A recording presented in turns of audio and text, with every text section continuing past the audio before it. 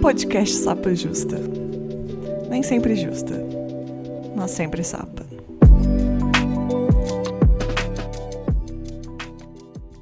Olá, sejam bem-vindos ao Sapa Justa. Hoje aqui a gente vai falar sobre não monogamia. Já vou apresentar a minha convidada, mas antes vou me apresentar, né? Meu nome é Letícia, eu sou a host desse podcast, que não sou sempre justa, mas sou sempre sapa. Meus pronomes são ela e dela. Eu sou uma mulher cis, branca, lésbica de Belo Horizonte. E comigo aqui hoje, Daniele. Por favor, se apresente. Olá, queridos. Eu sou a Daniele Silveira, sou psicóloga aqui de Belo Horizonte também. Meus pronomes são ela, dela. E eu sou uma psicóloga da linha existencial humanista e atualmente trabalho com pessoas não monogâmicas ou pessoas que vivem a não monogamia de alguma forma na vida delas. Já explico um pouquinho melhor sobre isso também. Obrigada pelo convite, Letícia. Perfeita. Eu queria falar um pouco o tema, né? Porque eu acho que a gente escuta muito falar não monogamia, monogamia. E a gente tá escutando talvez pelos meios errados, assim eu acho, né? Porque tem confusão de rede social, tem um povo que não sabe o que ler, o que falar, tem muito ego ferido por aí, várias coisas desse tipo. E eu acho legal a gente, quando a gente quer saber um assunto, procurar onde ler, onde se informar corretamente. Eu acho o podcast um bom lugar para a gente conversar sobre isso. Queria que a gente começasse dando, assim, uma breve explicação, sei que é muito mais complexo que isso, do que é a não monogamia e também se a gente conseguir falar o que não é, porque eu acho que são coisas que vão se perdendo muito, assim, né? A informação que a gente tem acesso, ela realmente é muito importante porque às vezes guia, né, o nosso conhecimento, a nossa experiência com alguma coisa. Além dessa confusão do o que é não monogamia, a gente também escuta falar vários termos que se confundem, se misturam, se dizem equivalentes, né? A gente ouve falar de relacionamento aberto, a gente ouve falar de poligamia, a gente ouve falar de poliamor, numa mistura muito grande, e a não monogamia em si também é um conceito em disputa que a gente fala, né? Mas vamos tentar clarear um pouquinho, então, o que seria, então, a não monogamia. Como a gente está falando de um termo que é uma negação de alguma coisa, não monogamia, aquilo que não é monogamia, a gente precisa entender um pouquinho do que é, então, a monogamia para a gente conseguir entender esse termo negação também. A monogamia, hoje em dia, ela é entendida como se fosse o sinônimo dos relacionamentos amorosos validados pela sociedade. Então, aquele relacionamento exclusivo do amor romântico, né? É isso que a gente entende normalmente no senso comum como sendo monogamia. Mas a gente pode entender a monogamia como uma coisa muito mais profunda do que isso. A gente pode entender a monogamia como um dos sistemas que organizam a vida social, assim como outros que a gente também luta contra eles, né, que foram impostos para a gente, né, depois da colonização, como o patriarcado, machismo, racismo, enfim. E aí como que seria, então, entender a monogamia dessa forma, né? A monogamia ela é um sistema que ela dita quem são as pessoas dignas de amor, de afeto. É um sistema que dita como que a gente deve se sentir em determinadas situações, em determinados contextos, em relação a determinadas pessoas. É um sistema que dita aquilo que tem valor, aquilo que não tem valor quando a gente está falando do campo da vida íntima, do campo das relações, não só íntimas, né, mas todas. O lugar que tem uma relação amorosa, o lugar que tem a família, o lugar que tem a amizade. Então esse sistema, ele não está falando só sobre se você e a sua namorada, se você e a pessoa com quem você está tem uma relação de exclusividade ou não, mas sim como que você deve se sentir em relação às pessoas, os momentos das suas vidas, os lugares que essas relações vão ocupar. Então é um sistema muito mais complexo do que simplesmente dizer que é uma escolha de como vamos viver nosso relacionamento. E aí a não monogamia, ela vem então questionar e negar essa estrutura de várias formas diferentes. Mas aí a gente está falando, então, que eu falei, né? Não a gente, eu falei, que é um termo em disputa. Por que é um termo em disputa? Porque tem vários arranjos diferentes, várias pessoas vivendo arranjos diferentes de relacionamento, querendo intitulá-los de não monogâmicos. E aí vão ter grupos que vão concordar com isso, grupos que não vão concordar com isso, dependendo da perspectiva que eles têm em relação à monogamia. Por isso que eu digo disputa. Por exemplo, o relacionamento aberto, que é um relacionamento em que existe uma exclusividade afetiva de um casal e uma flexibilidade sexual na relação, é um relacionamento não monogâmico, existe uma disputa aí. Vai ter grupos que vão concordar e vai ter grupos que não vão concordar com isso. Então foi nesse sentido que eu quis dizer essa disputa. E o relacionamento aberto, né, muitas vezes nas redes sociais, no senso comum, é lido como um sinônimo de não monogamia na experiência de muitas pessoas também. Então são várias informações aí que a gente tem que ir clareando ao longo do caminho mesmo. Eu fiz uma maratona das lives que você tem lá no seu Instagram. E aí eu não vou me lembrar em qual, mas eu acho que você usou um termo que, se eu não me engano, ou você ou alguém, alguma convidada, eu não lembro, que era a monogamia com glitter, né? E você traz uma coisa que eu acho que é referenciando a isso que a gente chama de relacionamento aberto e tal. Que pra mim, eu achei um ponto bem interessante, né? Porque quando a gente começa a falar sobre acordos, você tá só mudando coisa, mas não tá mudando a estrutura, digamos assim, né? Você tá fazendo novas concessões. E quando eu lia sobre não monogamia, um tempo atrás, algumas coisas, as primeiras coisas que viam era essa informação de relacionamento aberto, que acordado não tem problema. E pra mim isso fazia menos sentido ainda, porque eu vou falar assim, isso nunca vai fazer sentido pra mim, porque eu não sou uma pessoa que costuma sair ficando com todo mundo aí e tal. Então me interessava menos pelo assunto. Quando eu comecei a ler sobre a não monogamia e sobre, não é exatamente sobre você, é sobre você não achar que é detentora do desejo de outra pessoa. É sobre toda uma estrutura que a sociedade foi construída. Aí eu comecei a achar interessante, sabe? Eu falei, olha, então na verdade, o que me apresentaram primeiro, digamos assim, o que eu vi primeiro, era ainda uma monogamia com glitter, como você fala em algum dos vídeos lá, né? A monogamia com glitter, ela é um daqueles termos de nicho, assim, sabe? Que dentro de um nicho as pessoas entendem o que isso significa, enfim. Eu acho bem problemática essa frase do se todo mundo tá concordando não tem um problema, né? Porque independente das pessoas dentro ali daquele arranjo estarem concordando, existem vários acordos que são muito problemáticos, sim, porque são acordos que estão baseados em estruturas violentas. Um acordo clássico que a gente discute muito nas redes, por exemplo. Quando a gente tem relacionamentos abertos com mulheres bissexuais, né? Então temos aqui um homem e uma mulher se relacionando num relacionamento aberto e essa mulher é bissexual. Muitas vezes existe um acordo de que ela pode ficar apenas com outras mulheres, ela não pode ficar com outros homens, por exemplo. Por mais que essa mulher esteja concordando com esse acordo, a gente vai dizer que não existe um problema na estrutura desse acordo. O que essa pessoa está dizendo? Ela está dizendo que a leitura que eu faço é essa. Você valida relações com homens muito mais que você valida com mulheres. Você se sente ameaçada só por homens, porque relações com mulheres, entre mulheres, não são válidas. É só essa leitura, né? Isso é violento, né? Com certeza. E aí a gente vai dizer que, porque todo mundo tá concordando, tá tudo bem. Não, esse tipo de pensamento não tá tudo bem, né? Eu acho que é extremamente questionável, sim, esse tipo de acordo. Mas quando a gente vai falar de acordos, a gente entra num assunto que é muito delicado para muitas pessoas, né? Normalmente as pessoas estabelecem determinados acordos na relação numa tentativa de proteger ali algum tipo de exclusividade, que muitas vezes pode não ser sexual, mas uma exclusividade de um papel, de uma centralidade, né, de um tipo de relação na vida dessa pessoa, e existe uma dor por trás do perder esse lugar, esse papel, essa centralidade. Então, quando a gente vai falar sobre questionar acordos, a gente levanta defesas de muitas pessoas por conta desses acordos estarem aí, teoricamente, protegendo dores. Então, a gente tem que ter um cuidado muito grande, muitas vezes, quando a gente vai entrar nesse assunto também. Desde os próprios acordos na monogamia também, né? Quanto o que começa a abrir, assim. Mas aí dentro dessa confusão toda que a gente encontra de relacionamento aberto, não monogamia, acordo, não acordo, essa confusão toda, a gente também tem que entender que as informações, elas não estão disponíveis pra gente de forma livre. Os conteúdos que normalmente a gente entra em contato com mais facilidade, que estão mais disponíveis nas mídias, nas grandes mídias, eles têm um sentido de estarem disponíveis também, né? Então, quando a gente vai encontrar determinadas flexibilidades, determinados tipos de relacionamento aberto sendo mostrados nas revistas, às vezes nos filmes, às vezes nos meios de comunicação, nas redes sociais, né, ganhando muitos likes e muita visualização, isso tem um sentido também. A gente está falando, então, de uma flexibilização, de um glitter, né? Muitas vezes.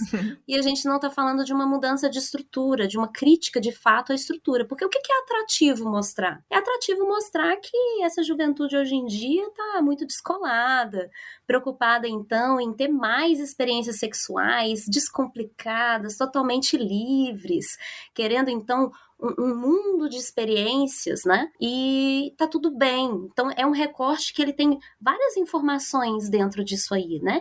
Que é uma coisa de uma idade, de uma juventude sem compromisso, que não tem problemas, todo mundo é descomplicado, é só sobre quantidade de relações sexuais. E aí, quando a gente vai entender a não monogamia e a proposta dela, que é uma proposta contra a estrutura, que é contra, é não monogamia, é contra essa monogamia, a gente já tá falando de outras coisas. E às vezes esse tipo de informação a gente precisa cavar um pouquinho aí mais na internet, nas redes, enfim, ou até entre nossos conhecidos para entrar em contato com ela. Muitas vezes existe um porquê da gente ter mais acesso a esse tipo de conteúdo e não ao conteúdo que vai criticar, então, que vai buscar uma mudança de fato na estrutura e não uma flexibilização atrativa. Verdade, tanto que vejo muito povo falando assim, você quer ter os bônus do relacionamento, mas não quer ter os ônus. Já viu o povo escrevendo isso por aí? Já, e eu acho incrível que todas as pessoas, elas reconhecem, então, que relacionamento é uma coisa pesada, difícil, enfim. Isso para mim é uma coisa que me chama muita atenção nesse tipo de frase. Mas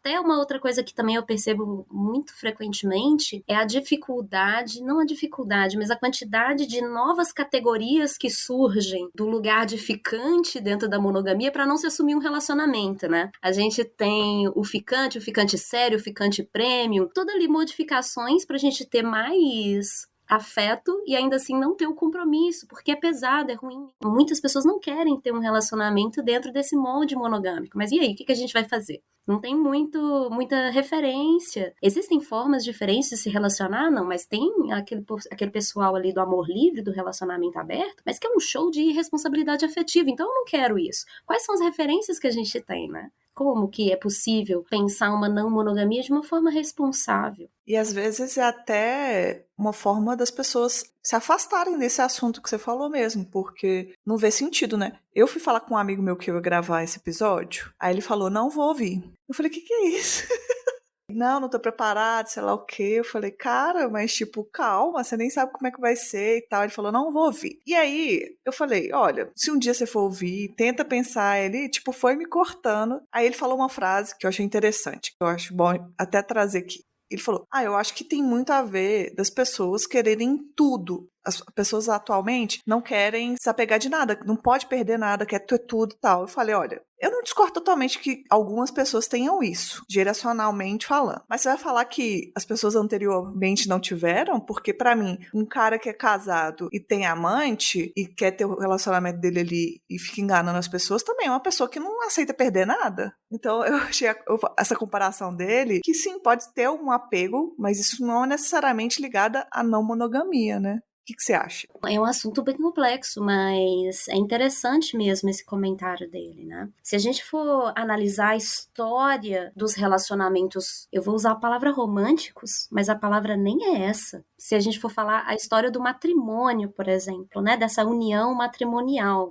é muito recente na história humana ocidental, principalmente se a gente for olhar a história do casamento, que ela é importada aqui pra gente, né? Tipo, da Europa pra cá. É muito recente a gente ter a noção, por exemplo, da escolha e do amor ligada ao motivo de estar junto. E se a gente for analisar na história, quando isso surge, isso também surge junto com uma ideia de um indivíduo, de um eu muito forte surgindo aí em todos os campos das artes, da ciência, da filosofia. Então, quando esse indivíduo vem aparecendo com mais força na história, inclusive o motivo de se estar contraindo matrimônio também passa a ser do desejo desse eu, do desejo desse indivíduo.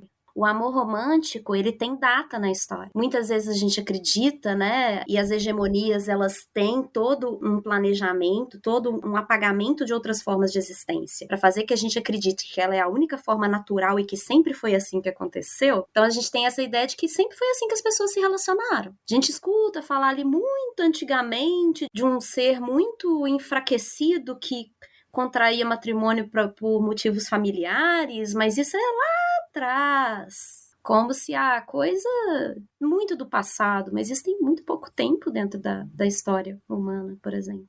E o amor, o sentimento, ele não era motivo pra gente estar criando família, por exemplo. O amor, em alguns momentos da história, ele era uma atividade para os tolos. Era um esporte, às vezes, para algumas pessoas dentro de alguns contextos, mas para ser platônico. Aquela pessoa que adorava ali uma outra de forma platônica, sabia que aquilo ali nunca ia virar um relacionamento e essa não era a proposta. Então era assim, por exemplo, que a gente tinha essa demonstração romântica em um período da história. Mas o que fazia as pessoas realmente se unirem e criarem famílias eram interesses comerciais. A monogamia, ela nasce disso, de uma necessidade de um controle sexual da mulher, então da gente controlar de onde que vem aí os meus herdeiros, né, que eles são meus mesmo, e transmissão de patrimônio. A forma que a família, ela vai sendo controlada e reproduzida vai mudando ao longo da história. E aí a gente tem, século XIX, o amor romântico. É agora.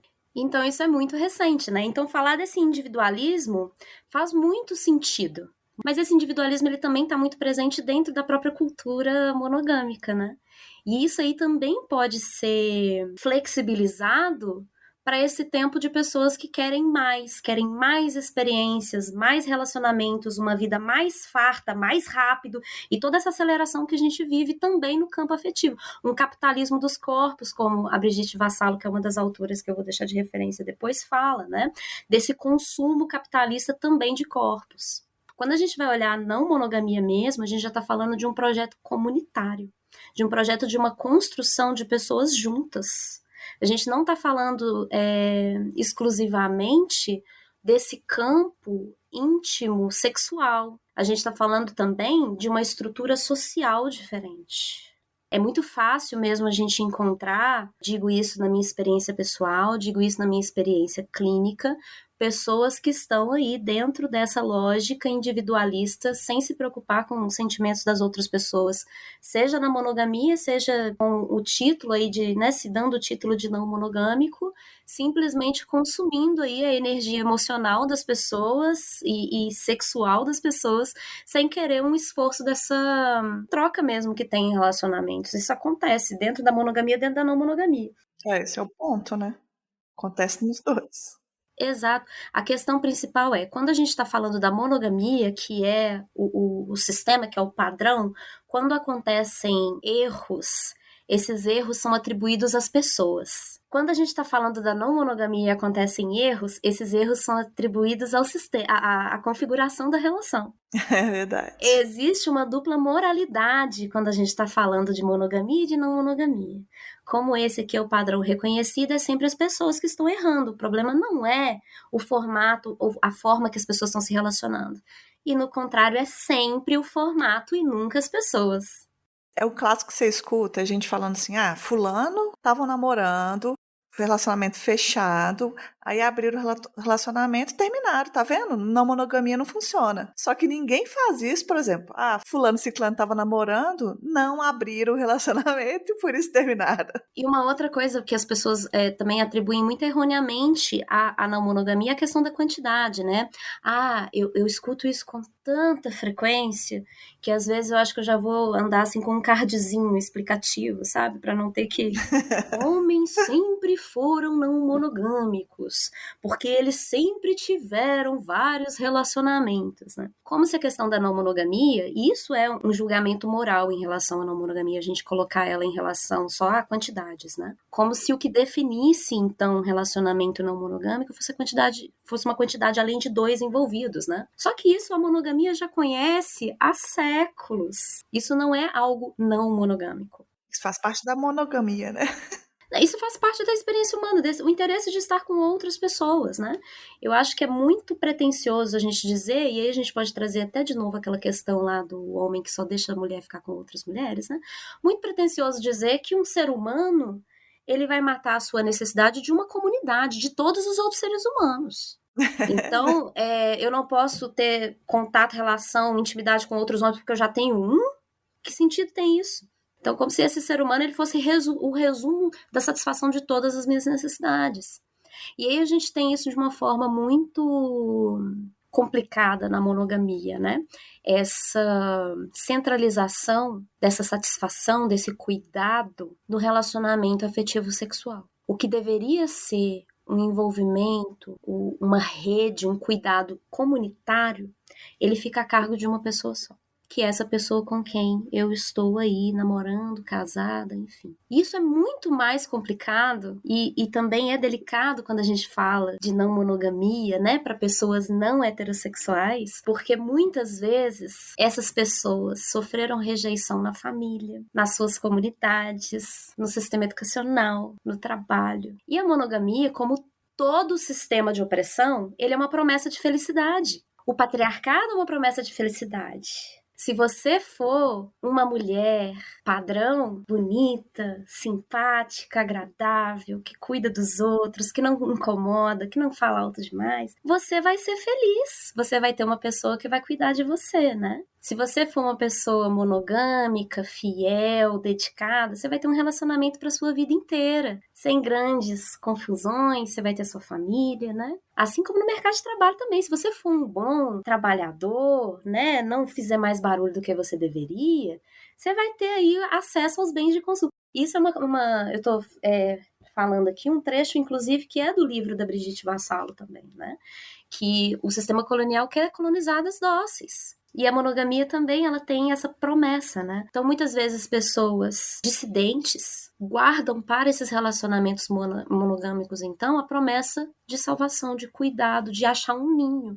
E aí, quando a gente vem falando de não monogamia, putz, difícil demais às vezes, porque eu tô aqui com a expectativa de achar minha felicidade ali, e esse ainda tá dizendo que eu vou ter que dividir meu tesouro com outras pessoas. Aí fica difícil, né? Às vezes ter um diálogo. Quando a gente está falando justamente de uma crítica a esse sistema que coloca todas essas pessoas na margem do desejo, que colocam todas essas pessoas fora do desejável, que colocam todas essas pessoas fora do que é formar uma família. E a família também é um sistema de reprodução. E não é reprodução só de seres humanos, assim, fisicamente falando. Reprodução de cultura também. Então, a família também tenta ajustar as pessoas a formarem famílias iguais. Essa rejeição desse núcleo também tem muito a ver com a monogamia. Você falando isso, me lembrou uma coisa imediatamente que a minha psicóloga falou outro dia. Eu acho que tem um pouco, foge um pouco do assunto, mas também tem a ver. Eu tava lá falando, porque eu fiz tal coisa, e ela foi me indagando nessa relação que eu tinha, mas o que você queria com isso? Não, porque eu fiz tudo por essa pessoa, sei lá o que e tal, tava lá falando que eu era uma pessoa exemplar nesse meu relacionamento de amizade, inclusive. Ela virou pra mim, que ela já me conhece, já sabe as coisas que eu acredito ou não. Ela falou, Letícia, você acredita em meritocracia? Aí eu falei, não, né, pelo amor de Deus, sei lá o quê. Eu falei, você acredita na meritocracia do afeto? Aí ela bugou a minha mente, porque ela falou exatamente isso comigo. Eu falei, você percebe que você tá fazendo, de certa forma, é achar que você é merecedora desse afeto? Que é mérito seu receber esse afeto? E aí bugou minha cabeça pra sempre. E é isso.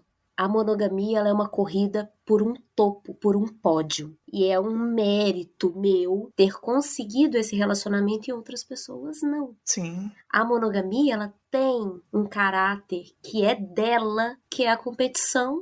É só uma pessoa que pode estar nesse lugar. Outras pessoas não podem. Isso inclui que eu seja melhor do que essas outras pessoas.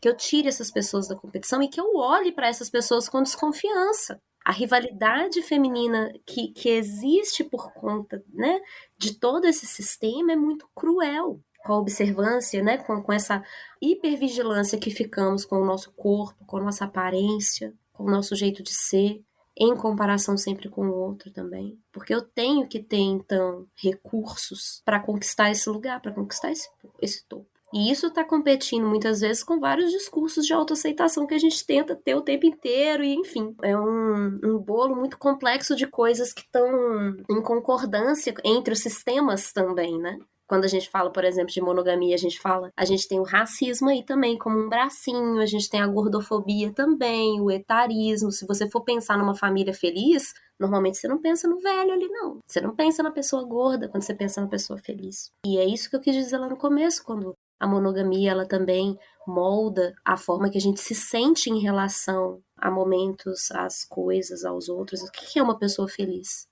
Quando a gente pensa num casal feliz, numa família feliz, numa pessoa feliz, as imagens que vêm na nossa cabeça como felicidade representam muito desse sistema desses sistemas todos que a gente vive. E até de uma pessoa bem-sucedida, né? Às vezes a pessoa tá num relacionamento lá que é uma bosta, que faz mal um, faz mal pro outro. Ah, mas ela é vista como tipo, não, essa pessoa namora há 11 anos.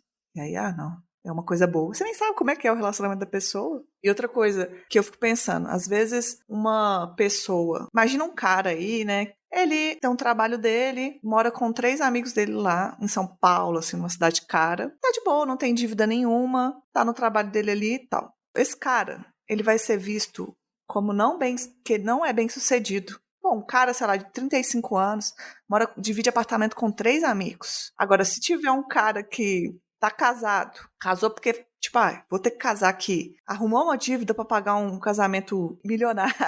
Mas porque ele é casado, tem uma esposa, pode estar afogando de dívida, pode sei lá o quê. Várias coisas. Tô colocando um cenário bem nada a ver aqui, né? A percepção da sociedade é que ele tá bem sucedido. Isso faz sentido. Falando um pouquinho sobre hierarquia também entre os tipos de relação, trazendo esse exemplo que você falou, né? Dos amigos. Quando a gente ouve pessoas morando com amigos, a gente nunca entende isso como a situação de vida que a pessoa quer, né? Ela é sempre transitória. Eu tô aqui numa república, ou eu tô morando com amigos, até ou eu conseguir morar sozinho, ou eu tá no meu relacionamento, com minha família. Porque por mais que algumas pessoas defendam com muita agressividade, às vezes, de que não valorizam seus relacionamentos afetivos sexuais mais do que suas amizades, quando a gente fala de hierarquia entre as relações, a gente está falando de posição social, a gente está falando de expectativas, de vivências que são exclusivas de determinados tipos de relação. Então, as suas amizades, normalmente, não são aquilo que define onde que você vai morar, se você interrompe ou não a sua carreira para estar e acompanhar uma pessoa ou outra. Não é aquilo que vai mudar o seu estado civil, não é aquilo que vai facilitar a compra ou a venda de um bem, o acesso a um direito, o acesso a um plano de saúde, o acesso a uma herança. Os relacionamentos afetivos sexuais, quando a gente está falando, por exemplo, de outras organizações menos sensíveis aí às questões do Estado. Quando falam para você levar mais num evento social pago, mais caro, um casamento que tem convite contado, uma formatura, se você é solteiro, às vezes vão te dar um convite só. Se você tiver uma companheira, um companheiro, aí eles vão te dar 2, porque é para levar essa pessoa. Não estão sempre pensando em te dar um convite a mais para você levar a amizade que você quiser, parceria ali de sempre. Não, é porque é isso, assim. E tem muitos eventos, por exemplo, que se você for uma pessoa solteira, eles vão te dar um convite. E é isso. Implica que se você é solteira, você é uma pessoa sozinha. Que relação é essa, né?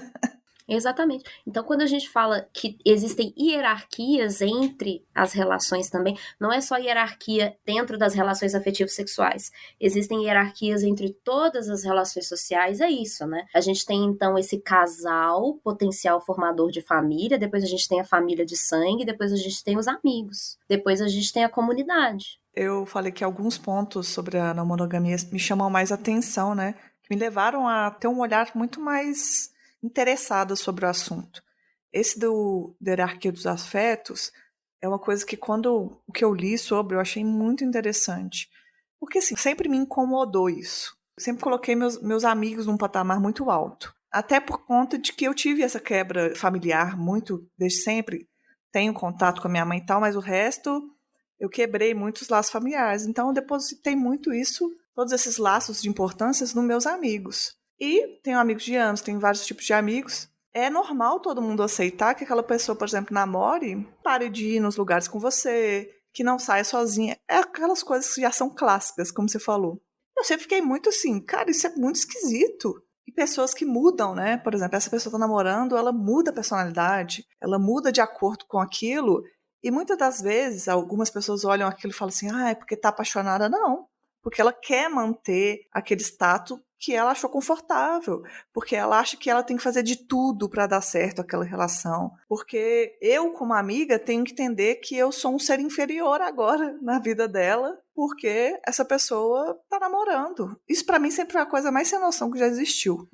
E quando você traz essas outras coisas, eu acho muito interessante, porque você falou assim, na sociedade mesmo, em direitos. Se a minha melhor amiga estiver no hospital, por que eu não posso acompanhar ela? Sabe, que maluquice, essa cidade é muito doida. Fiquei revoltada aqui. A gente toca numa questão muito sensível também, né? Quando a gente está falando da comunidade LGBTQIAP+, de forma geral, a gente entra num conflito muito direto com o Estado, que é um Estado monogâmico. A gente não tem uma reformulação na Constituição da própria ideia de família desde 88. Família na Constituição é um homem, uma mulher ou ou uma mãe solo. É isso que é família. E aí, quando a gente considerando, né, essa família reprodutiva aí, então, que muitas vezes violenta, expulsa essa pessoa, é ainda essa família que vai ter um poder de decisão muito forte na vida desse ser humano. Então, será que eu ali no hospital, com várias questões que a minha família não entende, essa é a pessoa a comunidade mais indicada, então, para determinadas decisões, e eu não poderia dar esse direito de escolha, então, à minha família escolhida, à minha comunidade que me entende, me abraça? Não pode. A gente tem aí a questão do Estado, que desde o século XVII para frente, começa no século de XVII aí para frente, tem um poder de decisão de legitimar ou deslegitimar quem que é vínculo, quem que é família, quem que não é. Antes disso, a gente tem esse poder muito na mão da igreja, né? Começa a mudar quando a questão da propriedade começa a ficar mais séria ainda em relação a acúmulos, aí a gente vem um período industrial um pouco para frente, né? O Estado começa a se intrometer nisso aí de uma forma mais direta. Antes disso, era só uma regulamentação mesmo da igreja, do que era família, o que eram os costumes e a legitimação do que era uma família, né? E aí, quando a gente vem trazer a não monogamia, eu escuto com frequência pessoas falando que a não monogamia é pra gente branca, de classe média, heterossexual, etc. Mas, na minha visão, a não monogamia ela é exatamente para essas pessoas, para pessoas não brancas, para pessoas não heterossexuais, para pessoas não hegemônicas. Porque quando eu escuto uma pessoa falando sobre a não monogamia é para essas pessoas privilegiadas, eu entendo também que não, beleza, as pessoas privilegiadas elas vão ter talvez um sucesso sexual, vamos colocar assim, maior porque elas são o centro de desejo desse sistema mesmo, né? Não que isso não venha recheado de muita violência, de muito assédio, a gente pode falar sobre isso também. Mas quando a gente fala do sistema monogâmico e da necessidade da destruição desse sistema monogâmico, a gente não está falando sobre questões de exclusividade sexual ou não. A gente está falando exatamente sobre esse sistema que diz quem é digno do amor ou não. O afeto já está direcionado para essas pessoas, independente do modelo, né, de relação ou não. Uhum. E aí essas pessoas, né, ali por baixo dos panos, já vão ter os seus excessos sexuais dentro da própria monogamia, muitas vezes, né? Então não é exatamente sobre isso que a gente está falando. Eu acho que isso é uma questão muito importante. E aí, lembrando, por exemplo, desse seu amigo e toda a recusa dele de pensar na monogamia, né?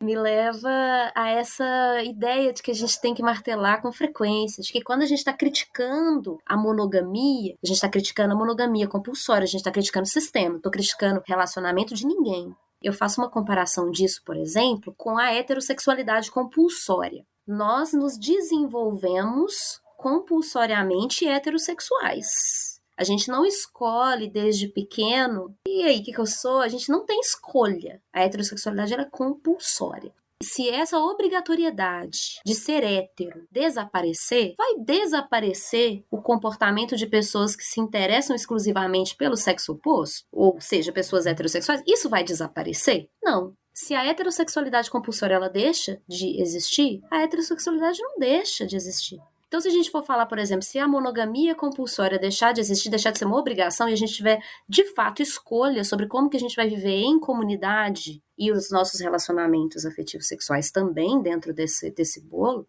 não quer dizer que não vai existir pessoas que vão ter aí relações com exclusividade sexual também. O que a gente questiona não é um nível de uma escolha individual. A gente questiona essa obrigatoriedade de todos os seres humanos terem o mesmo padrão de vida, como se isso fosse uma escolha. A monogamia não é uma escolha hoje para ninguém. Uhum. Mas, se a gente tivesse, de fato, a oportunidade de escolher, eu acredito que pessoas teriam relacionamentos com exclusividade sexual sem essa obrigação. Talvez de forma orgânica, sem nenhum combinado. Sim. Mas isso ser o padrão necessário para que um relacionamento seja reconhecido como verdadeiro tem um peso muito grande na produção da nossa própria subjetividade, da forma que a gente aprende que deve amar ou que é amar de verdade. Essa comparação que você faz eu acho interessante, porque a gente pode usar isso também para quando a pessoa for criticar. O que te incomoda na relação de uma pessoa não monogâmica, se essa relação não é sua, por exemplo? É a mesma coisa que alguém, tipo, se você não quer ficar com uma pessoa do mesmo sexo, o que te incomoda uma pessoa homossexual? Se você não quer o casamento gay, não casa com um gay, cara, sabe? Isso, né? Exatamente, esse é o ponto. Eu falei com meu amigo, eu falei, você está parecendo um conservador. Ele falou, eu sou super conservador, sei lá o quê. E ele é um homem negro e gay. Ele não tá dentro de padrões. Mas eu acho que tem a ver com isso que você falou mais cedo, de se apegar. E tipo, eu mereço ser feliz a essa ideia. Exatamente, e existe uma dor muito grande por trás disso. Então eu entendo muito também dessa recusa. Isso não quer dizer que a gente não tenha que continuar discutindo e continuar tentando entrar um pouco na discussão política, porque isso hoje é uma coisa que não existe, né? Igual eu falei, assim, não tem reformulação do conceito de família desde a Constituição de 88. Então, o quanto que a gente está avançando nessa questão politicamente é muito pouquinho. Ainda tá passos muito, muito lentos. O divórcio, se você for olhar, eu considero uma conquista não monogâmica. Por mais que o divórcio ele seja também uma adequação da própria monogamia, se a gente for olhar nos tempos de hoje, né, as necessidades desse ser humano super individualista, quando ela começa ali a ser discutida, eu entendo que essa pauta surge politicamente como uma reivindicação feminista não monogâmica. Não diria que ela é só feminista. E digo, com frequência, algumas pessoas não gostam quando eu falo isso, que a não monogamia é uma pauta feminista, sim. E aí tem uma necessidade muito grande de a gente avançar em relação a essas mudanças também, em relação ao Estado e à família. Mas, esse campo já é muito difícil. Já fica mais complexo. Eu tenho uma pergunta assim, né? Por exemplo, tô absorvendo a não monogamia, tô lendo sobre, tô indo para esse viés político, entendi, digamos, a teoria, mas não sei se eu consigo pôr em prática. Esse deve ser um clássico que você deve ouvir, né? Você tem sugestões, caminhos? Enquanto psicóloga, o que eu sempre pergunto é: qual é a resposta que você acredita que a não monogamia tem? Qual é a resposta que você acredita que você vai encontrar na não monogamia? Existem vários motivos diferentes. É difícil, né, começar até a introduzir isso, porque tem vários motivos diferentes que levam as pessoas para a não monogamia. Muitos desses motivos envolvem uma vivência em casal. Eu já tenho aí um relacionamento e junto com essa pessoa eu quero então ir para esse campo que é a não monogamia. Isso é bem delicado, porque essas duas pessoas elas estão no mesmo nível de entendimento, de vontade, de busca dessa resposta, então, que elas acreditam existir ali na não monogamia? Ou a gente está vendo a não monogamia aí como um novo vamos ter um bebê, vamos salvar essa relação, sabe? Vamos adotar um cachorro. Adotar um animal. Exatamente, e tentar salvar essa relação. Qual que é a resposta que essa não monogamia está trazendo, então? Ela é uma resposta que você está encontrando ela num nível existencial, ou ela parece que é uma resposta para esse relacionamento? Eu acho que isso é muito importante, né? Isso pode definir, inclusive, quais que são as ferramentas que vocês vão buscar, então, para essa vivência. Sim. Claro, a gente está falando aqui esse tempo todo sobre a não monogamia como um sistema, mas isso não vai excluir as pessoas que estão tomando essas escolhas individuais, né, de como que eu quero viver a minha relação, de vários formatos diferentes. E aí, cada formato de relação dessa também vai ter dinâmicas diferentes que vão exigir ferramentas diferentes dessas pessoas para lidarem com essas dinâmicas. Por exemplo, vamos falar um pouquinho sobre essas hierarquias dentro das relações afetivas sexuais para a gente entender algum desses modelos, por exemplo. Então, a gente já falou do relacionamento aberto, que é quando a gente mantém essa hierarquia afetiva desse casal. Então, por mais que a gente tenha outras pessoas com quem a gente se relaciona dentro dos acordos desse casal, essas pessoas elas nunca vão estar em igualdade com essas duas pessoas desse casal.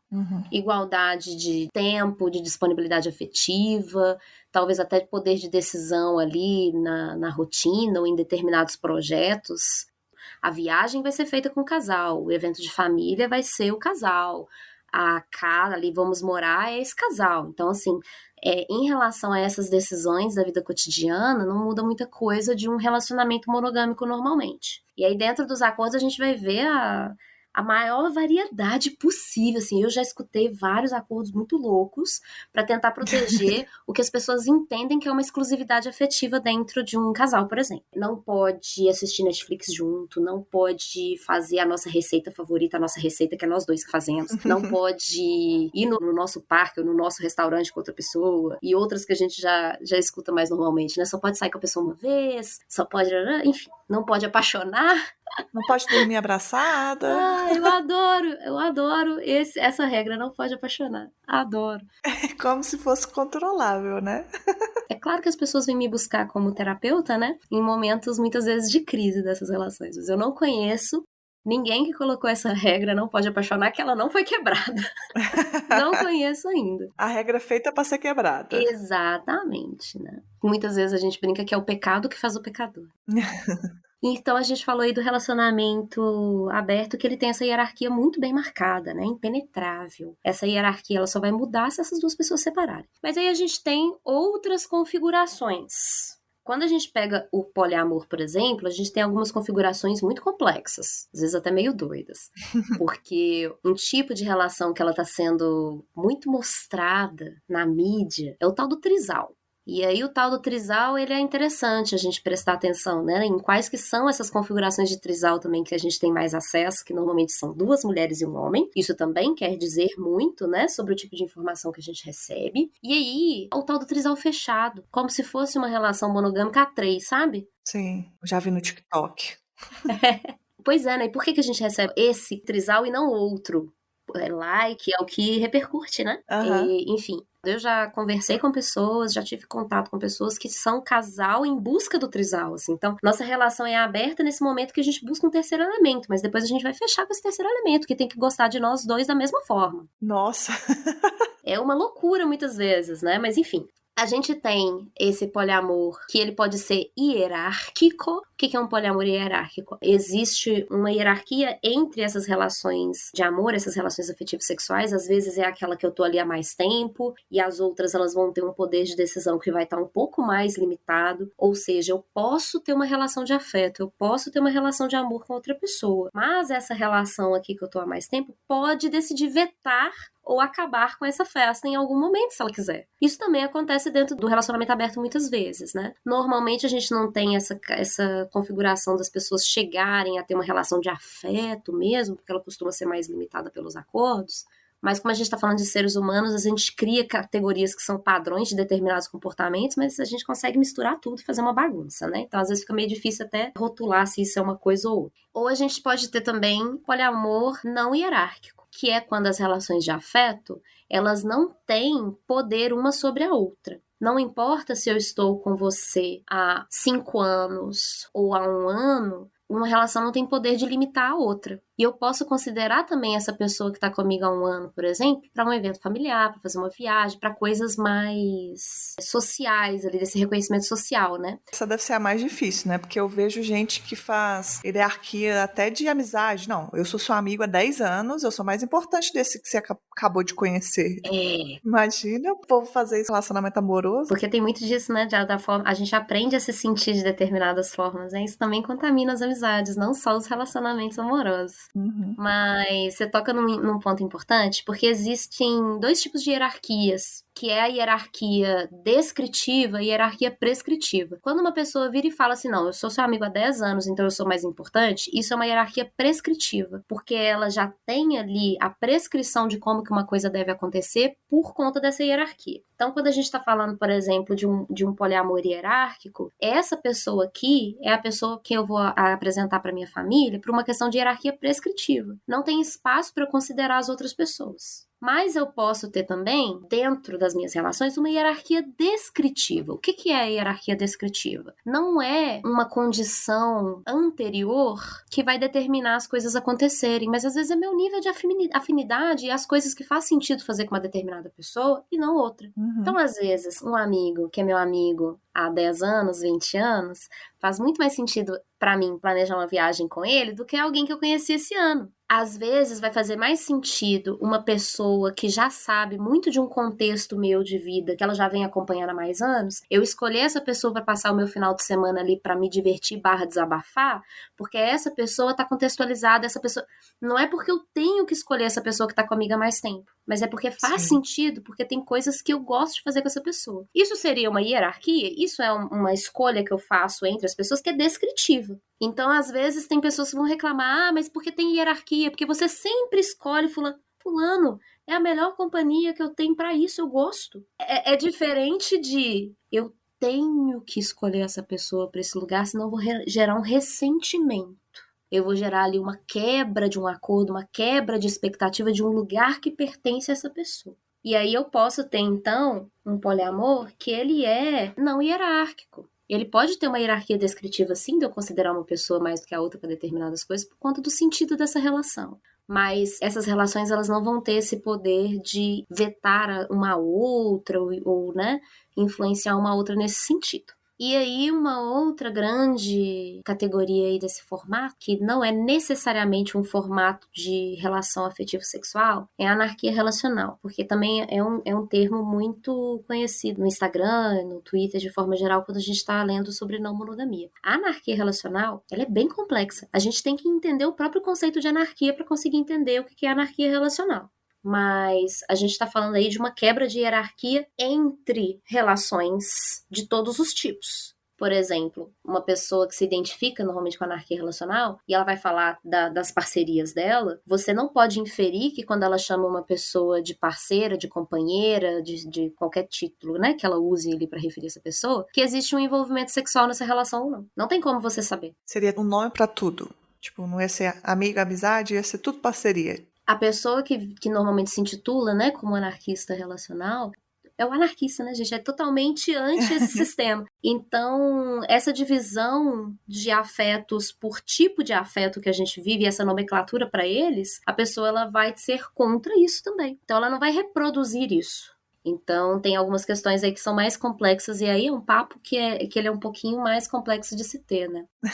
Não por conta da anarquia relacional, mas no meu caso, por exemplo, eu me identifico normalmente, né, com mais frequência com o poliamor não hierárquico. Mas eu não uso determinados títulos que são da monogamia, porque para mim não faz sentido. Dentro do meu entendimento de não monogamia, não faz sentido. A monogamia, ela classifica as pessoas de acordo com a relação afetivo-sexual que ela tem, né? Se ela não tem, ela é solteira. Se ela tem, ela tá namorando. Se ela tá para formar família, ela tá em noivado. Se ela agora é considerada uma família pro Estado, ela tá casada, enfim. Se essa pessoa com quem ela foi casada morre, ela é viúva. Então, sempre tem uma categoria para essa pessoa de acordo com a relação afetivo-sexual que ela vive, né? Isso já é algo que eu não uso. Então, eu nunca serei uma pessoa solteira, independente de eu não ter nenhuma relação afetivo-sexual, por exemplo. Uhum. Essa é uma das formas que normalmente eu vivo esse meu entendimento da não monogamia nas minhas relações. Não quer dizer que eu tô livre de responder um questionário lá, quando eu tenho que responder um questionário, se eu sou, Vai ter que marcar. se eu sou solteira, se eu sou irana, eu vou ter que marcar, né?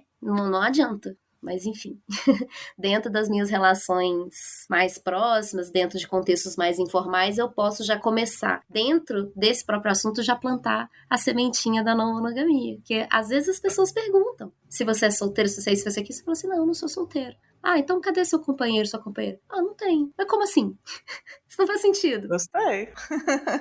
Igual aquela coisa que muitas mães falam, né, sobre eu não sou mãe solteira, sou mãe solo e tal. O que tem a ver ser solteira com ser mãe? Não tinha nada a ver com isso. E aí isso é tão óbvio, porque eu já escutei tantas mães falando isso pra mim hoje, é tão óbvio, que agora o que você falou pra mim, eu falei, realmente, né, faz sentido isso. Exatamente. Essas coisas vão fazendo uns cliques, né, na nossa cabeça. A gente já falou muita coisa aqui, né? Uhum. Eu só queria falar mais uma coisa, porque lembrar das minhas amigas que são não monogâmicas e que as duas que eu conheço, assim, elas vieram de uma história assim. Ah, eu namorava, acabava que eu sempre queria trair ou traía. Uhum. Aí percebi que eu sempre fui não monogâmica. Uhum, ok. Tem um povo que é assim também, só que tava questionando uma vez que ela resolveu e parou só nessa parte. Que aí ela, tipo, se relaciona com as pessoas, avisa que é não monogâmica, mas sobre ficar com as outras pessoas. Mas eu vi ela repetindo uma frase outro dia, porque eu gosto de estudar muito sobre não monogamia. Uhum. Porque ciúme, pra mim, sempre foi um sentimento que eu não gosto de ter. E eu acho que quando eu leio, isso absorve bastante. Eu começo a ver, gente, não, as pessoas não são posses e tal. Pra mim vai fazendo sentido, sabe? Mas tô falando isso tudo porque aí ela começou a validar se ela gostava de uma pessoa ou não, se ela tava sentindo ciúme. Uhum. Aí eu falei, uai. Aí fiquei assim, uai, você não é não monogâmica? Porque é só essa parte que eu acho que às vezes não é só sobre. Muitas das pessoas vão por conta disso também, né? Você falou Sim. do caso de relacionamentos, a pessoa tá namorando há muito tempo e quer pensar numa solução, mas também tem esse outro ponto, né? Com certeza. Eu comecei a falar sobre isso, fomos desviando de assunto, né? Porque o assunto ele não acaba.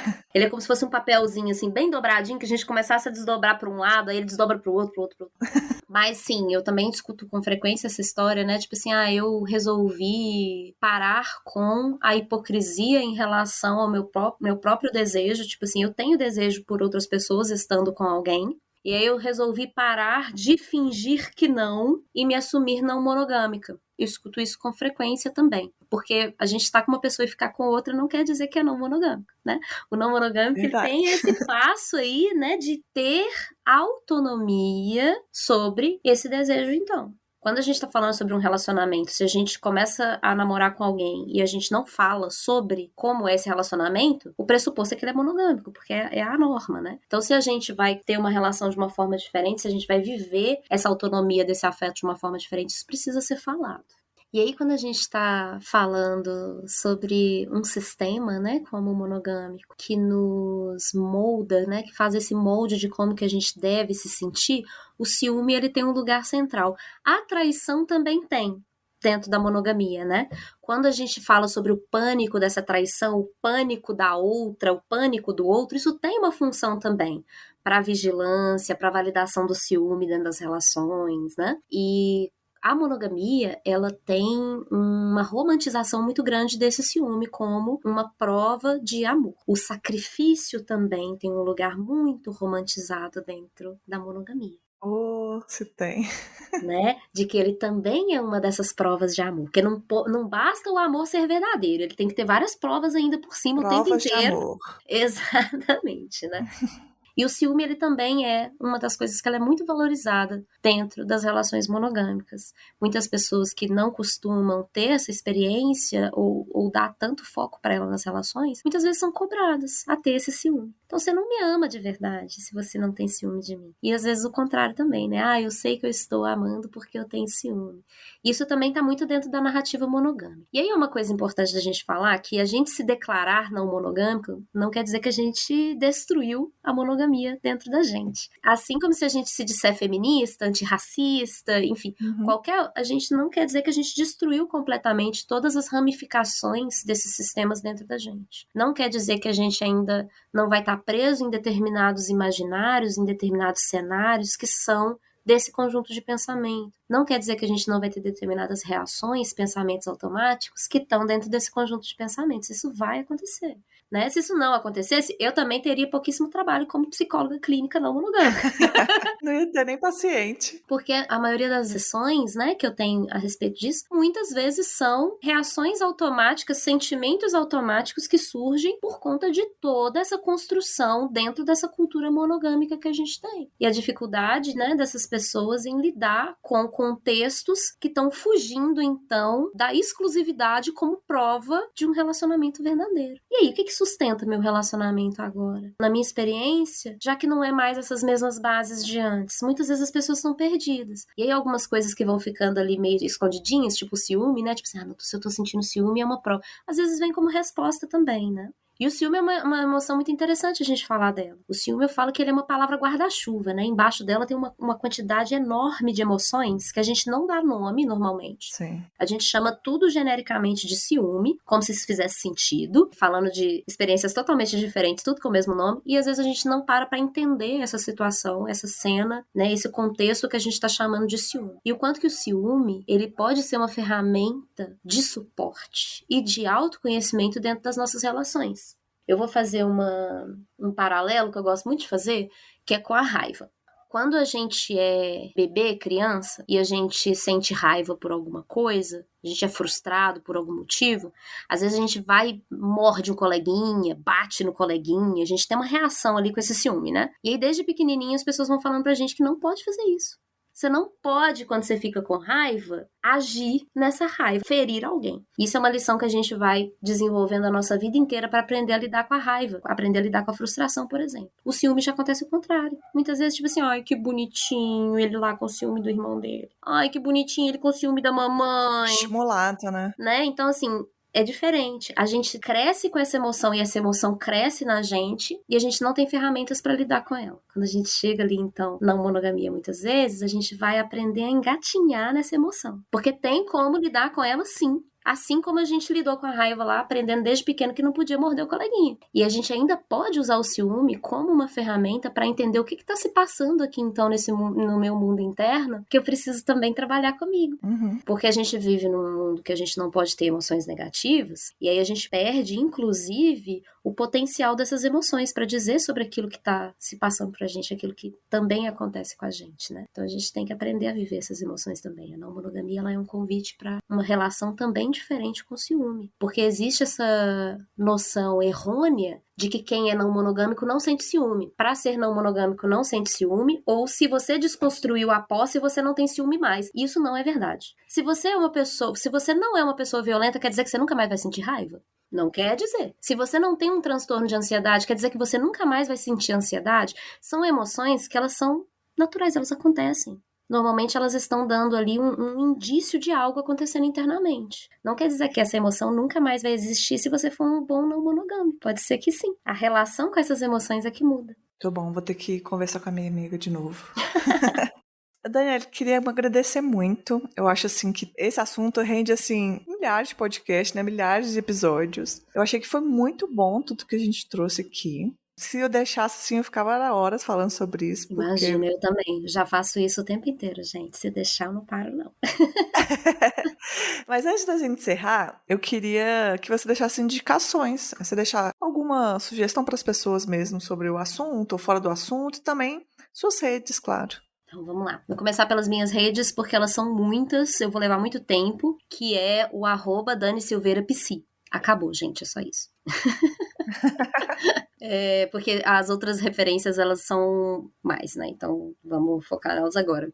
Em relação a perfis interessantes também para seguir no Instagram e no Medium, né? Algumas dessas pessoas também vão ter posts mais longos ali no Medium. Eu tenho que indicar, primeiramente, porque se eu não falar dela, eu não palestrei sobre não monogamia, que é a Geni Nunes. O @ dela é GeniPapos. Tem também o coletivo do Não Mono em Foco. Também esse é o @ deles. Eu gosto muito da comunicação do Raoni sobre masculinidade e não monogamia. É Raoni Tenório, o @ dele. E tem também Aquela Que Sabe, o @ é Aquela Que Sabe, que também vai falar sobre não monogamia, maternidade, né, relações não mono com filhos também, que é muito interessante. E a Casa Não Mono também, que esse tema, por exemplo, da maternidade, da comunidade também é muito presente aí na Casa Não Mono.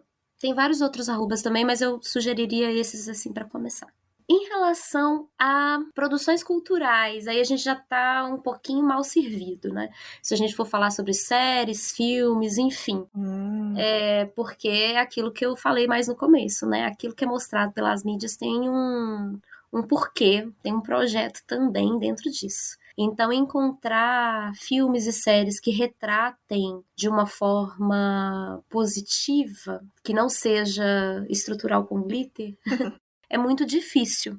Tem 2 séries que eu ainda não as assisti, vou ser sincera sobre isso, mas que são indicadas por uma página que eu respeito muito. Então, normalmente também eu falo sobre elas, que é a Easy, da Netflix, Black Sail, que é uma série de piratas e tudo mais, aparentemente tem ali uma não monogamia de fundinho. Quando a gente estava falando aquela coisa da ganância ali, né, do individualismo, me veio tem uma série da Netflix que eu não sei se ela tá na Netflix ainda, que é Ela Quer Tudo, que fala sobre uma mulher com 3 relacionamentos, e ela não esconde nenhum dos 3, entre eles, e aí ela vai fazer um jantar de ação de graça, convida os 3, e aí, uma coisa muito interessante dessa série é o quanto existe competição pelo topo entre esses parceiros, né, dela.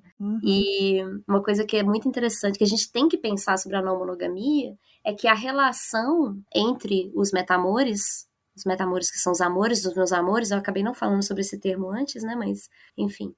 A relação entre eles também define muito que tipo de não monogamia que a gente está vivendo. Se existe competição entre essas pessoas, existe essa suposição de que existe uma busca pelo topo. E a não monogamia que a gente busca, ela é uma não monogamia de cuidado mútuo, inclusive dos metamores. E aí eu acho essa série legal para falar sobre essa questão da ganância aí. As pessoas costumam falar muito sobre eu, tu e ela. Eu não gosto dessa série, gente. Não gosto mesmo. Não recomendo como uma série positiva sobre não monogamia. Ela tem tudo ali que a gente normalmente não quer viver na não monogamia, tá nessa série. Mas ela é uma das mais famosas sobre esse rompimento aí do casal, né? Então acaba aparecendo muito e as pessoas perguntam muito a respeito. Sobre literatura, saiu a tradução para o Brasil agora, que é a que eu mais recomendo, assim, de boca cheia o tempo inteiro, que é a Brigitte Vassalo, com o Desafio Poliamoroso, uma nova política dos afetos, né, que chama o livro. A Brigitte, ela é uma mulher lésbica, ela vai falar muito desse lugar, da necessidade de desconstruir esse sistema, destruir esse sistema monogâmico também como uma forma de uma vivência mais acolhedora. E ela escreve também de uma forma muito simples, assim, muito didática, muito clara e muito radical também, eu gosto muito. Na introdução do livro ela já fala, não escrevo para fazer amigos, para isso tenho bares e festas. Escrevo para incomodar. Então, eu gosto muito da escrita dela também. Para quem quer entender um pouquinho da evolução aí, né, da monogamia e das relações íntimas e de família, eu recomendo normalmente o Livro do Amor, volume 1 e volume 2, da Regina Navarro, e tem a Cama na Varanda também da Regina Navarro para isso. Um dos membros do Não Monifoco também lançou um livro muito bacana, que é o Bicha Ex-Monogâmica, muito bom o livro dele também. E acredito que já tem muita coisa para começar, né? Nossa, deu todos os caminhos aqui para as pessoas já seguirem. Esse livro a gente teve uma primeira conversa, né, pra gente falar sobre podcast. Eu já aceitei sua sugestão, já comprei. Pra mim foi fácil se convencer. Falou que é contra o sistema e foi uma Alessia que escreveu, eu já comprei, já comecei a ler e realmente a leitura é muito fácil, fluida, né, uma leitura fluida e bem radical, do jeito que a gente gosta. Ai, eu adoro a escolha dela do feminino político para escrever o livro. Não sei se você viu essa parte na introdução, né? Essa parte eu li. Genial. E o jeito que ela explica por que ela escolheu também, muito bom. Perfeito. E é isso, queria te agradecer. Foi fantástica, maravilhosa. As portas estão sempre abertas aqui na hora que você quiser voltar. Queria também pedir para quem estiver escutando e gostou do episódio, se estiver escutando no Spotify, deixar aquelas 5 estrelinhas. E que vocês sabem que o Sapa Justa é um podcast independente, vocês me ajudam muito divulgando o episódio. E convidar também quem gostou do episódio, quer conversar mais sobre, para participar do grupo de Telegram. Lá a gente conversa sobre pautas, inclusive o próximo episódio que eu vou gravar foi uma sugestão de uma participante de lá. E é isso, todos os links vocês encontram no @sapajusta. E até a próxima. Bom, gente, obrigada pela paciência de estar me ouvindo durante esse tempo todo. Espero que eu tenha conseguido falar da forma mais amorosa possível sobre esse tema que às vezes é muito doloroso, né, para tantas pessoas. Espero que não tenha ativado aí, né, essas dores. Inclusive, se tiver, pode entrar em contato comigo, vamos cuidar disso também. Espero que se eu for voltar aqui para uma nova participação, né, que não seja para mexer mais ainda com isso, mas para tentar entrar ainda mais em outras possibilidades mais potáveis de viver as relações, que não seja essa que a gente aprende tão difícil, né, tão violenta que é essa monogâmica patriarcal. Muito obrigada pela oportunidade e a gente se vê por aí.